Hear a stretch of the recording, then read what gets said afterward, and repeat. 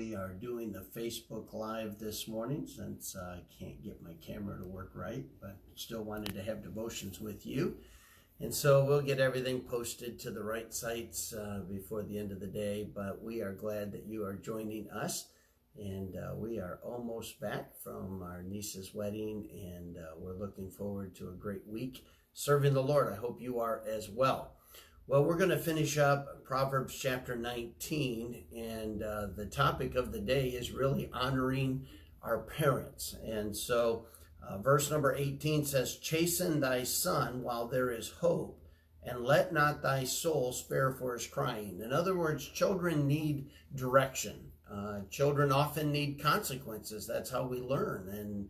And foolishness always requires consequences. God says that foolishness is bound in the heart of a child, but the rod of correction will drive it far from him. Immaturity is something that you guide and you direct and you help and all of that, but foolishness, that selfishness, that desire to please self, must be driven from a child. And if you don't, they're going to struggle more and more as they get older and create very difficult days for them as they're adults if we just do not shape that will early. Verse 19, "A man of great wrath shall suffer punishment, for if thou deliver him, thou must do it again." Talking about the danger of a temper.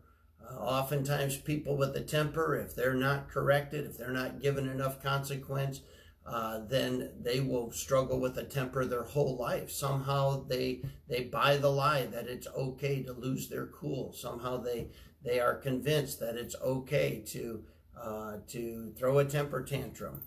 And oftentimes tempers manifest themselves differently. Sometimes people are blowers and they slam doors and throw things and scream and holler. Others throw a temper by being a clamor, and they bottle up, and they sarcastic, and they make people walk on eggshells, and their whole demeanor and attitudes change, and they become rude. And but they're the same problem. It's a selfishness on display. And God says, it's sad, but a man that has a temper, or a woman who has a temper and never learns victory over that, they're going to struggle over and over and over. And so God is again teaching us the importance of having someone in our life to guide us and to help us with that selfishness.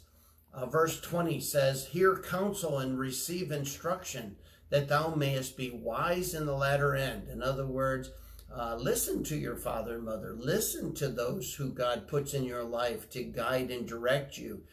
Because as you get older, as you face things in life, you're going to know what to do. You're going to be able to handle them appropriately. Verse number 21, "There are many devices in a man's heart. Nevertheless, the counsel of the Lord, that shall stand." He says, we plan and we make decisions, but we have to come back to the Word of God. His will, His Word never changes. Verse number 21 or verse 22, "The desire of a man is his kindness, and a poor man is better than a liar." This idea of unconditional love, showing kindness, is so much more important than pursuing selfishness. Being able to look out for others and care for others and show unconditional love to others is a critical part of the Christian life. Genuinely investing ourselves in other people. Bible says here that having that kind of integrity, having that kind of character is so much better than that selfishness. He uses the illustration of lying. People lie when they're concerned about themselves. Either they want to embellish so that they themselves look better, or they want to deceive in order to hide something to keep out of trouble. But lying is a demonstration of selfishness.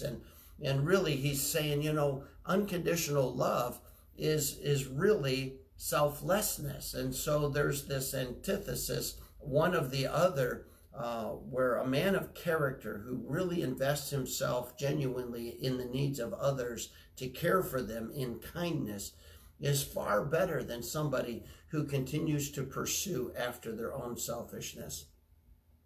And then verse 23, the fear of the Lord tendeth to life, and he that hath it shall abide satisfied. He shall not be visited with evil. In other words, the path of wisdom is the best path. Verse 24, a slothful man hideth his hand in his bosom and will not so much as bring it to his mouth again. Talking about the laziness. You can become so lazy and so selfish that you want everyone to do everything for you, is the idea, even feed you. Verse 25, smite a scorner, and the simple will beware, and reprove one that hath understanding, and he will understand knowledge. It's hard to teach a scorner anything. They are so bent in their selfishness, they're so arrogant in their conceit, that it's really hard to convince them of anything. But when you discipline a scorner, the simple look and go, wow, I can learn from that. I can not do that. And then a person who really wants to grow and develop and be godly and stay on the path of wisdom, well, that person you can simply speak rebuke to. You can simply give direction to, and they receive it. Cease, my son, to hear the instruction that causes to err from the words of knowledge.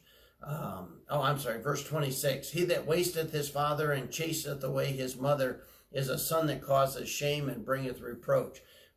There was nothing in Bible times that was of a higher disrespect than a child showing disrespect to his parents.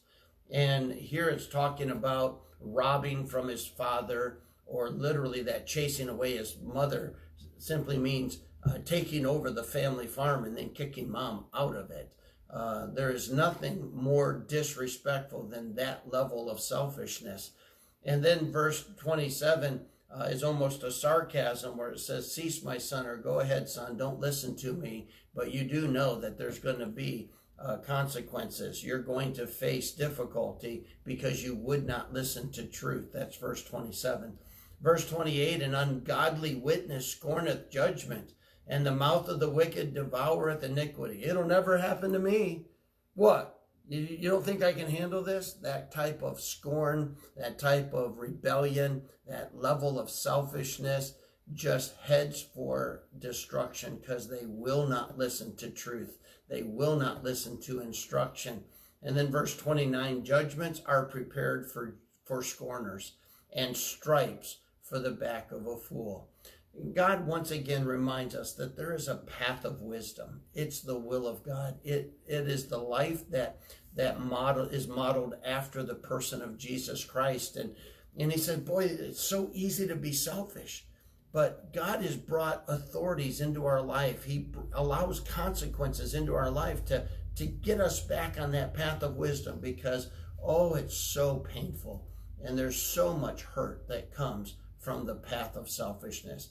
God reminds us, listen to authority, honor your parents, live a life that pleases God, listening to the word of God, listening to the Spirit of God, surrounding yourself with wise counselors to make sure you stay on that path of wisdom. May God bless you. I'll see you tomorrow morning at 9 o'clock.